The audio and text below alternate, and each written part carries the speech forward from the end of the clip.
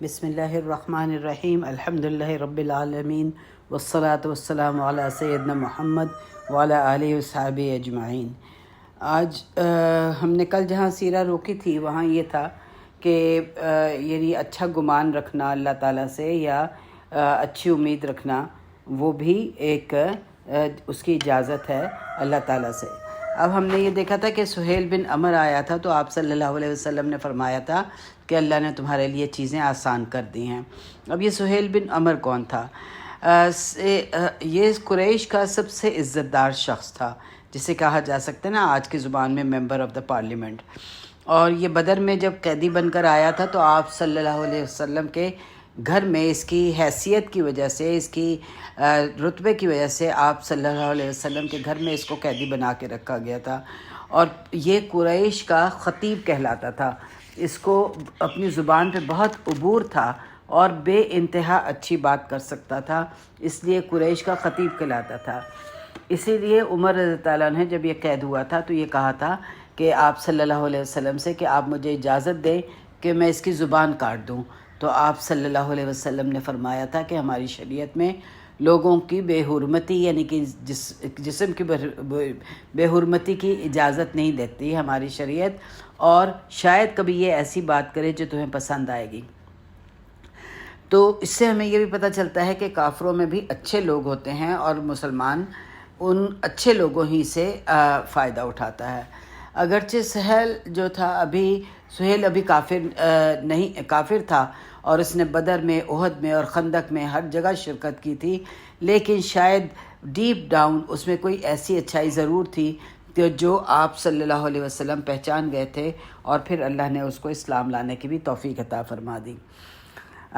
ایسا ہوا تھا کہ حضرت عمر رضی اللہ عنہ کا دور تھا، وہ خلیفہ تھے اور سب انتظار میں تھے ان سے ملاقات کے لیے، سب انتظار کر رہے تھے، جس میں بلال حبشی تھے، صہیب الرومی تھے، ابو سفیان تھا اور سہیل تھا۔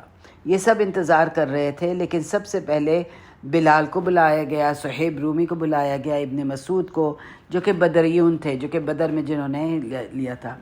ابو سفیان کو یہ بات اچھی نہیں لگی اور اس نے سہیل سے کہا کہ میں نے ایسا دن کبھی نہیں دیکھا، ہم تو عمراء ہیں اور ان غلاموں کو ہمارے اوپر فوقیت دی جا رہی ہے۔ تو سہیل نے جواب دیا تھا کہ مجھے غصہ تمہارے چہرے پر نظر آ رہا ہے، مگر اگر غصہ کرنا ہے تو اپنے اوپر کرو، اس لیے کہ بلانے والے نے تو سب کو بلایا تھا اسلام پر، مگر وہ ہم سے آگے نکل رہ گئے اور ہم پیچھے رہ گئے، اور وہ برکتیں جو اسلام کی پہلی ہی پکار پر، اسلام لانے پر ہیں، وہ بہت زیادہ ہیں بنسبت اس بات کے کہ وہ اس کا عمر کے کمرے میں ابھی داخل ہوئے ہیں۔ یعنی اسلام کا قبول کرنا پہلے ہی کال پر وہ نعمت ہے جو سب سے بڑی ہے بنسبت عمر رضی اللہ عنہ سے ملنے کی نعمت پر۔ پھر آگے اس نے یہ کہا کہ اب ہم ان کا مقابلہ تو نہیں کر سکتے، مگر ہاں جہاد فی سبیل اللہ میں شریک ہو کر شہید ہو جانا بہتر ہے۔ اور ایسے ہی ہوا کہ رومنز کے خلاف جنگ میں یہ شامل ہوا اور وہاں شہید ہو گیا، مگر اس وقت تو یہ بہت بڑا دشمن تھا جس کو قریش نے یہ کہہ کے بھیجا تھا کہ اس بات کا عہد کر لینا کہ وہ اس سال مسلمان مکہ نہیں آ سکیں گے، ورنہ عرب ہمیں بدنام کر دیں گے کہ وہ ہم پہ فوقیت لے گئے ہیں۔ سہیل کے دو بیٹے تھے، دونوں اسلام لے آئے تھے۔ پہلا بیٹا عبداللہ تھا اور وہ عبداللہ ابن سہیل تھا، لیکن اس نے اپنا اسلام بالکل سیکرٹ رکھا ہوا تھا، کسی کو بتایا نہیں تھا، اور خاموشی سے وہ اسلام پہ عمل کر رہا تھا۔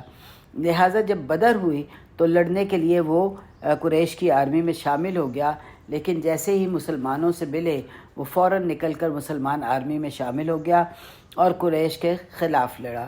تو یہ سہیل کے لیے بدنامی کی انتہا تھی کہ اس کا اپنا بیٹا اس آرمی میں آیا اور وہ اب اسی کے خلاف لڑ رہا ہے۔ دوسرا بیٹا ابو جندل تھا۔ جب بھائی بھاگ گیا تو ابو جندل بھی بہت پریشان تھا، ان کو بھی جانا تھا، لیکن سہیل کو پتہ چل گیا اور اس نے ابو جندل کے مسلمان ہو گئے تو اس نے ان کو گھر میں باندھ دیا اور تقریباً نہ کھانا دیتا تھا نہ پانی دیتا تھا، اذیت دیتا تھا، اور تقریباً 4.5 سال تک اپنے بیٹے کو وہ اذیتیں دیتا رہا مگر ابو جندل نہ مانے، اور ان کی کہانی ہم ابھی تھوڑی دیر بعد ڈسکس کرتے ہیں۔ لہٰذا معاہدہ شروع ہوا۔ آپ رسول پاک صلی اللہ علیہ وسلم نے حضرت علی رضی اللہ عنہ سے کہا کہ تم لکھو۔ آپ صلی اللہ علیہ وسلم نے ڈکٹیٹ کرنا شروع کیا اور کہا بسم اللہ۔ اس پر سہیل نے اعتراض کر دیا۔ اس نے کہا کہ میں نے یہ پہلے کبھی نہیں سنا کہ یہ رحمان کون ہے، کہ میں نہیں جانتا، لہٰذا تم لکھو بے اسمک اللہم، کہ یعنی کہ اب دیکھیں کہ اس میں کوئی اعتراض کرنے کا وجہ نہیں تھی، لیکن بس ایک اپنا ایگو تھا اس کا، وہ یہ ظاہر کرنا چاہتا تھا کہ اس وقت بھی باس کون ہے، ہم لوگ ہیں۔ بہرحال آپ صلی اللہ علیہ وسلم نے پہلے ہی کہا تھا کہ قریش جو بھی شرط رکھیں گے اور اگر اس میں اللہ کی رضا شامل ہوئی تو میں مان جاؤں گا۔ تو اور بات یہی تھی کہ آپ صلی اللہ علیہ وسلم مان گئے تھے اور خون بہانا نہیں چاہتے تھے۔ آپ صلی اللہ علیہ وسلم نے کہا کہ ٹھیک ہے، اس کو بھی ہٹا دیا جائے، یعنی بسم اللہ جو وہ کہہ رہے ہیں وہی لکھ لیا جائے۔ پھر اس کے بعد آپ صلی اللہ علیہ وسلم نے علی رضی اللہ عنہ سے کہا کہ لکھو محمد الرسول اللہ کی طرف سے۔ لیکن سہیل نے پھر اعتراض کیا کہ اگر ہم تمہیں رسول مانتے تو ہم نہ تم سے جنگیں کرتے اور نہ ہی تمہیں کعبہ میں جانے سے روکتے، ہم تمہیں رسول مانتے ہی نہیں ہیں، اس لیے تم یہ لکھو محمد بن عبداللہ۔ آپ صلی اللہ علیہ وسلم نے فرمایا کہ واللہ میں اللہ کا رسول ہوں۔ علی رضی اللہ عنہ سے کہا کہ رسول اللہ مٹا دو۔ علی رضی اللہ عنہ نے انکار کر دیا کہ وہ رسول اللہ نہیں مٹائیں گے، تو آپ نے خود وہ مٹا دیا جہاں پہ رسول اللہ لکھا ہوا تھا۔ اب یہ ایک طرف سے تو آپ کی بات نہ ماننے کا انکار تھا، لیکن دیکھا جائے تو یہ آپ کی عزت کی وجہ سے تھا۔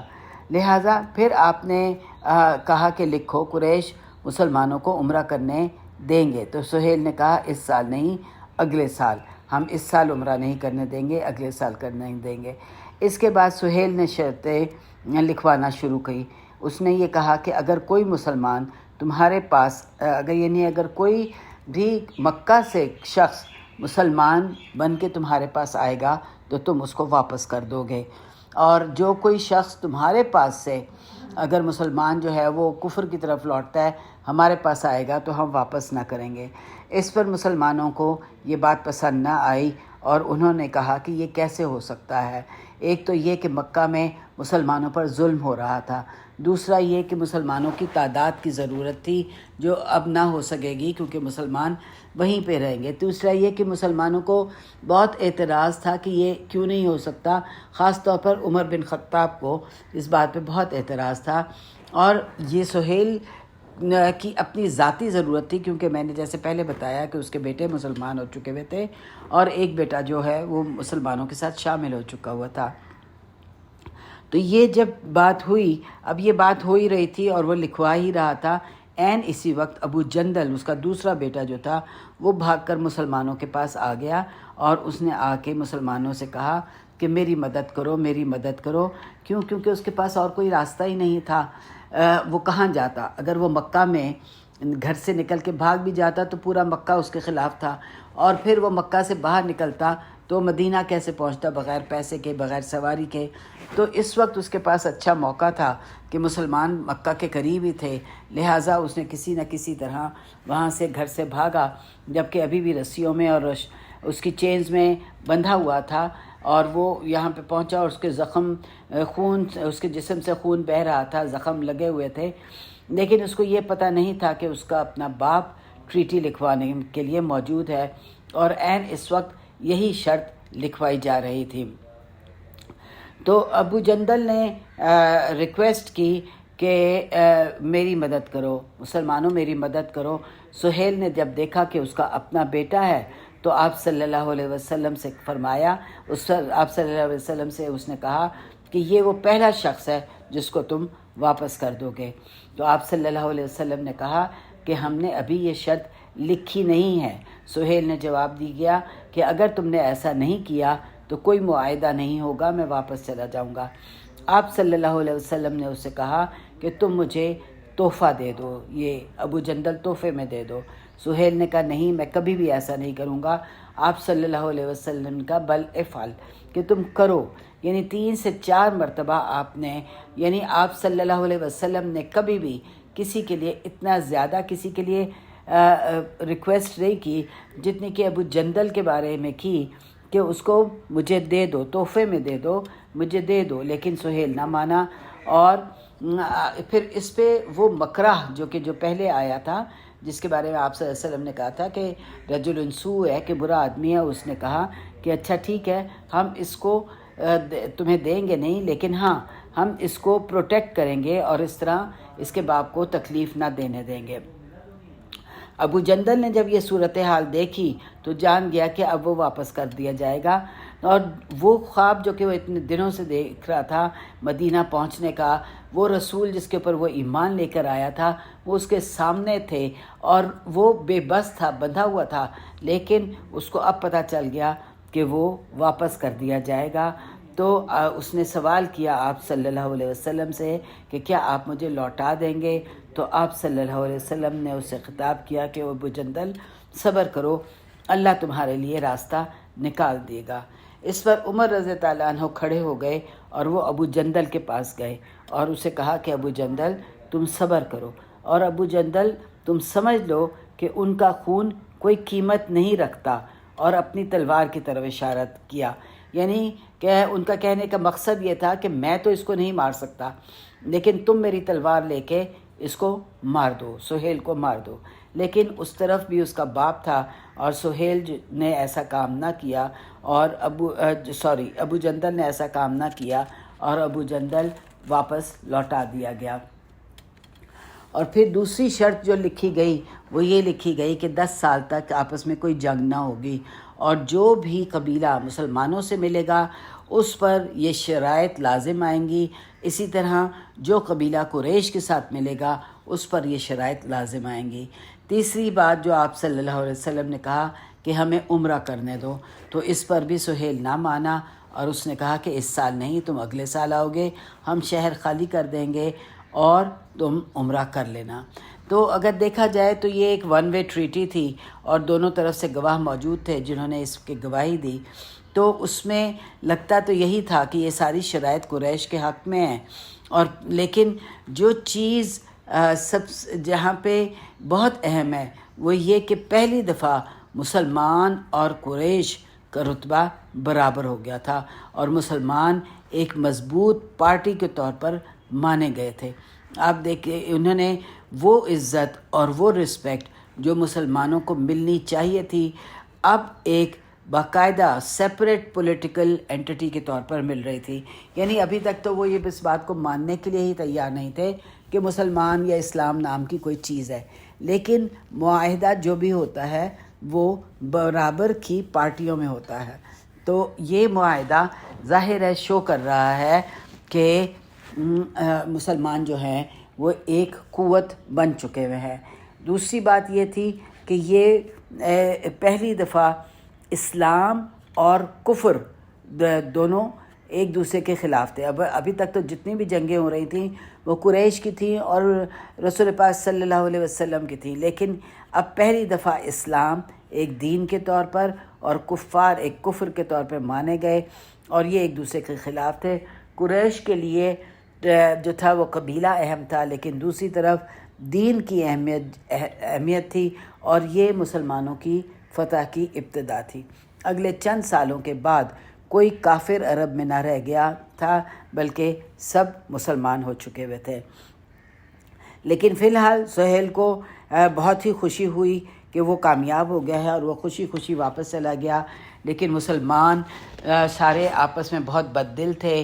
ان کو یہ محسوس ہو رہا تھا کہ ہم باوجود ایک طاقت ہونے کے ہم نے ایسا معاہدہ کیوں کیا ہے جس میں ہماری کوئی بات نہیں مانی گئی اور ساری قریش کی مان لی گئی ہیں۔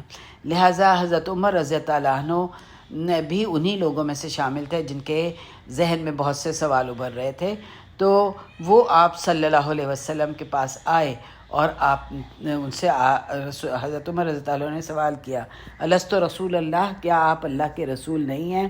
آپ صلی اللہ علیہ وسلم نے فرمایا بلا، کیوں نہیں، ہاں میں اللہ کا رسول ہوں۔ پھر حضرت عمر رضی اللہ عنہ نے ان سے کہا کہ کیا ہم حق پر نہیں ہیں؟ تو آپ صلی اللہ علیہ وسلم نے کہا بلا، کیوں نہیں، ہم حق پر ہیں۔ تو پھر حضرت عمر رضی اللہ عنہ نے کہا کہ پھر ہم کیسے یہ ذلت برداشت کر سکتے ہیں کہ ہم نے یہ باتیں کیوں قبول کی ہیں؟ تو آپ صلی اللہ علیہ وسلم نے فرمایا میں اللہ کا رسول ہوں اور میں اللہ کی نافرمانی نہیں کروں گا اور اللہ میری مدد ضرور کرے گا. یعنی دوسرے معنوں میں آپ صلی اللہ علیہ وسلم نے فرما دیا کہ یہ اللہ کا حکم تھا، میں نے اپنی مرضی سے یہ فیصلہ نہیں کیا ہے. لیکن عمر رضی اللہ عنہ کی ابھی بھی سیٹسفیکشن نہ ہوئی تو انہوں نے اب دوسرا سوال کیا. انہوں نے کیا آپ نے یہ نہیں کہا تھا کہ ہم کعبہ کا طواف کریں گے؟ آپ صلی اللہ علیہ وسلم نے کہا ہاں میں نے کہا تھا، لیکن میں نے یہ تو نہیں کہا تھا کہ تم اس سال کرو گے. کیا میں نے نہیں، انہوں نے کہا آپ صلی اللہ علیہ وسلم نے کہا کہ کیا میں نے یہ کہا تھا کہ تم اس سال کرو گے؟ تو عمر رضی اللہ عنہ نے کہا نہیں. تو آپ صلی اللہ علیہ وسلم نے فرمایا تو پھر تم اگلے سال طواف کعبہ کا کر لو گے. مگر یہاں ہم دیکھتے ہیں کہ عمر رضی اللہ عنہ کا غصہ کسی اپنی ذاتی بنیاد پر نہیں تھا، بلکہ اسلام کے لیے نظر آ رہا ہے کہ یہ اسلام کی، ان کو یہ لگتا تھا کہ اسلام کی حد تک ہوئی ہے، اسلام کی ذلت ہوئی ہے کہ ہم نے ان کی ایسی شرائط کو مان لیا ہے. لیکن یہ سب کچھ جو سوالات تھے یہ عمر رضی اللہ عنہ کو کرنے نہیں چاہیے تھے رسول اللہ کے ساتھ، کیونکہ انہوں نے یہ کہہ دیا تھا کہ میں اللہ کا رسول ہوں اور اس کی نافرمانی نہیں کروں گا. لہٰذا عمر رضی اللہ عنہ جو کو احساس ہو گیا کہ انہوں نے غلط کام کیا ہے، اگرچہ یہ ان کا غصہ ان کے دین کے لیے تھا، ذاتی نہیں تھا. اب عمر رضی اللہ عنہ ابو بکر کے پاس گئے اور وہی سوال کیے جو رسول اللہ صلی اللہ علیہ وسلم سے کیے تھے. تو ابو بکر رضی اللہ عنہ غصے میں آ گئے اور انہوں نے غصے سے حضرت عمر رضی اللہ عنہ سے کہا کہ یا رجل، سمجھو وہ اللہ کے رسول ہیں اور تم ان کے اونٹ کی باگ پکڑے رہو. اس سے کیا ظاہر ہو رہا ہے کہ ابو بکر کی فوقیت عمر رضی اللہ عنہ پر، اگرچہ ابو بکر رضی اللہ عنہ کی کوئی بات رسول پاک صلی اللہ علیہ وسلم سے نہ ہوئی تھی، لیکن وہ یہ جانتے تھے کہ رسول اللہ صلی اللہ علیہ وسلم نے جو بھی فیصلہ کیا ہے وہ اللہ کی رضا کے ساتھ کیا ہے اور اللہ ہی کے حکم سے کیا ہے. اس پر یہاں پہ جو سختی انہوں نے حضرت عمر رضی اللہ عنہ سے کی، تو اس سے صاف ظاہر ہو رہا ہے کہ ابو بکر کے علاوہ اور یہ کام کوئی نہیں کر سکتا تھا. یعنی عمر رضی اللہ عنہ کو خاموش کروانے کا کام ابو بکر رضی اللہ عنہ کے علاوہ اور کوئی کام نہیں کر سکتا. اور عمر رضی اللہ عنہ فرماتے ہیں کہ جب میں نے یہ کر لیا اور مجھے احساس ہوا کہ میں نے غلط کیا ہے، تو بعد میں وہ کہتے ہیں کہ میں مسلسل نیک اعمال کرتا رہا، روزے رکھتا رہا اور اس امید سے کہ اللہ مجھے معاف کر دے گا. میں نے غلام آزاد کیے، روزے رکھے، راتوں کو عبادت کی اپنی اس غلطی پر. تو اپنی خلافت کے دوران عمر رضی اللہ عنہ نے فرمایا تھا کہ حدیبیہ کے دن جو شرائط ہم پہ رکھی گئی تھیں اگر کوئی اور رکھتا تو میں کبھی قبول نہ کرتا. اور یہ بھی قابل غور بات ہے کہ اگر یہ فیلنگ صرف عمر رضی اللہ کی نہ تھیں بلکہ سب مسلمانوں کی تھیں، صرف عمر رضی اللہ نے اتنی ہمت کی اور آپ کو سوال کرنے کے لیے چلے گئے. سہیل ابن حنیف ایک صحابی تھے، کافی بلند پایا صحابی تھے. کافی سال بعد جنگ صفین کے موقع پر، جبکہ یہ بھی جنگ مسلمانوں کے درمیان ہو رہی تھی، تو انہوں نے یہ کہا تھا کہ اے لوگو، ہمیشہ اپنے ذاتی فیصلے کو بلیم کرو بمقابلہ قرآن اور سنت کے. یعنی اگر تم نے کوئی ذاتی فیصلہ کیا ہے اور وہ غلط ہے تو تم کس کو بلیم کرو؟ اپنے آپ کو. لیکن قرآن اور سنت جو ہے وہ ہمیشہ حق پر ہوگا. انہوں نے آگے یہ کہا کہ بے شک مجھے اپنے بارے میں وہ دن یاد ہے جو ابو جندل کا دن تھا. آپ دیکھیں کہ یہاں پہ انہوں نے کیا کہا؟ ابو جندل کا دن، یوم الابی جندل یہ کہا، لیکن یہ نہیں کہا کہ حدیبیہ، حالانکہ وہ تو قصہ حدیبیہ کی جگہ پیش آیا تھا اور اسلامک ہسٹری میں حدیبیہ کی جگہ کا استعمال ہوا ہے صلح حدیبیہ کے نام کے طور پر. لیکن انہوں نے یہ نہیں کہا کہ حدیبیہ، بلکہ انہوں نے کہا کہ مجھے اپنے بارے میں وہ دن یاد ہے جو ابو جندل کا دن تھا. یعنی اگر صحابہ کا بس چلتا تو وہ لڑتے لڑتے مر جاتے ابو جندل کے لیے، بننے سے اس بات پہ کہ ان کو کفار کے حوالے کر دے جائیں۔ تو وہ کہتے ہیں کہ اگر میں رسول پاک صلی اللہ علیہ وسلم کے کسی حکم سے انکار کر سکتا تو اس دن میں کر دیتا، یعنی اگر کسی بھی حکم سے میں انکار کر سکتا تو اس دن کر دیتا۔ یعنی اس قدر اہم تھا ابو جندل ان سب مسلمانوں کے لیے کہ جس کنڈیشن میں وہ آئے تھے، جس کنڈیشن میں وہ زخموں سے بھرپور تھے، 4.5 سال کی قید اور کھانا اور پانی نہ ملنا اپنے ہی باپ کی طرف سے، اور وہ کس قدر تڑپ کے ساتھ مسلمانوں سے ملنا چاہتے تھے، اور جب وہ آئے تو ان کو واپس کر دیا گیا۔ تو اس سے ہم کیا سبق لیتے ہیں کہ سبق یہ لیتے ہیں کہ اگر کوئی بھی ہم سے غلطی ہو جائے تو اللہ کی قربت کیسے مل سکتی ہے، نیک اعمال کی کثرت ہمیں کرنی چاہیے، اور نیک اعمال کی کثرت کرنی چاہیے اور عبادات زیادہ بڑھانی چاہیے۔ جیسے قرآن پاک میں بھی ہے کہ وَمَن تَابَ وَعَمِلَ عَمَلًا صَالِحًا فَإِنَّهُ يَتُوبُ إِلَى اللَّهِ مَتَابًا، کہ جس نے بھی توبہ کی اور عملاً صالحہ کیا تو اللہ تعالیٰ اس کے گناہوں کو معاف کر دے گا۔ اب یہاں پر آپ صلی اللہ علیہ وسلم نے حکم دیا صحابہ کو کہ احرام کھول دو، سر کو منڈوا لو، قربانی کے جانور قربان کر دو، لیکن اور ہم واپس مکہ چلے جائیں گے۔ لیکن پوری سیرہ میں یہ پہلی دفعہ تھی کہ صحابہ نے آپ کے کہنے پر عمل نہ کیا، کیونکہ وہ سب بہت دل برداشتہ تھے، اور اس بات پر آپ نے دوبارہ کہا پھر عمل نہ ہوا، تیسری دفعہ کہا پھر عمل نہ ہوا۔ آخر آپ واپس اپنے خیمے میں چلے گئے اور آپ کی بیوی ام سلمہ تھیں، ان سے بات کی کہ صحابہ عمل نہیں کر رہے ہیں۔ تو ام سلمہ نے کہا کہ یا رسول اللہ، کیا آپ چاہتے ہیں کہ وہ آپ کو فالو کریں؟ تو آپ نے کہا ہاں۔ تو ام سلمہ نے کہا تو پھر آپ خود پہل کر لیں، یعنی آپ بال منڈوا لیں، احرام کھول دیں، تو پھر یہ صحابہ آپ کے پیچھے کر لیں گے۔ تو آپ نے ایسا ہی کیا، حجام کو بلوایا، اپنا سر منڈوا لیا، احرام کھول دیا، اور جب صحابہ نے یہ دیکھا تو پھر فوراً صحابہ ایک دوسرے سے ریس لگانے لگ گئے سر کو منڈوانے میں۔ تو اس دن آپ نے پھر دعا کی تھی کہ اے اللہ محلقین یعنی سر کو منڈلا لینے والوں پر رحم کر۔ آپ نے 3 دفعہ کہا، پھر آپ سے بار بار کہا گیا کہ اور ان پر بھی جو کاٹتے ہیں، تو پھر آپ نے تیسری دفعہ اس میں ایڈ کیا اور جو کاٹتے ہیں۔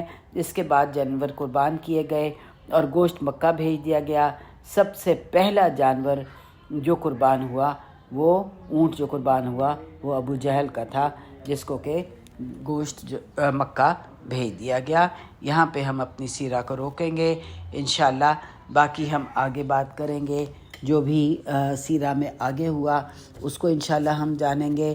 الحمدللہ ابھی تک جتنی بھی سیرہ ہم نے سنی ہے وہ بہت ہی ایمان سے بھرپور ہے، اور بہت سے چیزوں کو یعنی جیسے ہم سیرہ سن رہے ہیں اور اس پہ جان رہے ہیں، تو بہت سے دن میں واقعات ایسے آتے ہیں کہ ہمیں سیرہ سے پتہ چلتا ہے کہ ہمیں یہ کام نہیں کرنا چاہیے۔ تو الحمدللہ اللہ تعالیٰ مدد کرتا ہے اس کام سے رک جانے کی۔ تو اللہ تعالیٰ ہمیں آگے بھی